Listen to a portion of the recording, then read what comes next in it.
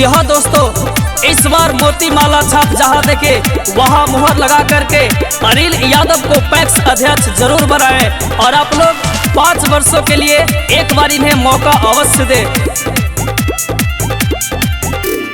कांवर पंचायत से पैक्स अध्यक्ष अनिल के बनैहा, बात ना भूलैहा।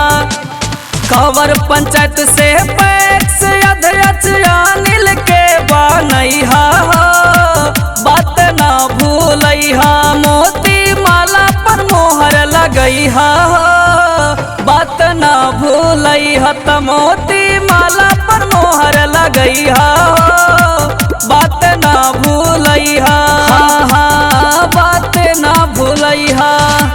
अनिल भैया जिंदाबाद जिंदाबाद जिंदाबाद, अनिल भैया जिंदाबाद जिंदाबाद जिंदाबाद। अब की मोहर कहाँ लगेगा, मोती माला जहाँ रहेगा, अब की मोहर कहाँ लगेगा, मोती माला जहाँ रहेगा। अनिल भैया जिंदाबाद जिंदाबाद जिंदाबाद, अनिल भैया जिंदाबाद। जिंदाबाद जिंदाबाद। क्रम संख्या 1 पारा मोती माला निशानावा है। मत बहिनी चाचा चाची दिह सब ध्यानावा है। क्रम संख्या 1 पारा मोती माला निशानावा है। मत बहिनी चाचा चाची दिह सब ध्यानावा है। एक एक वोट दे के अनिल के जीतैहा, बात ना भूलैहा। एक एक मत दे के अनिल के जीतैहा, बात ना भूलैहा। त मोती माला पर मोहर लगैहा, इनके जीतैहा। त मोती माला पर मोहर लगैहा। जी हाँ दोस्तों, इस बार अनिल भैया आप लोगों के सामने पैक्स उम्मीदवार बनकर के आए हैं, तो इस बार इन्हें मोती माला छाप पर क्रम संख्या 1 पर मोहर लगा करके इन्हें भारी मतों से विजयी बनाए। जी हाँ दोस्तों, अनिल भैया जिंदाबाद जिंदाबाद जिंदाबाद।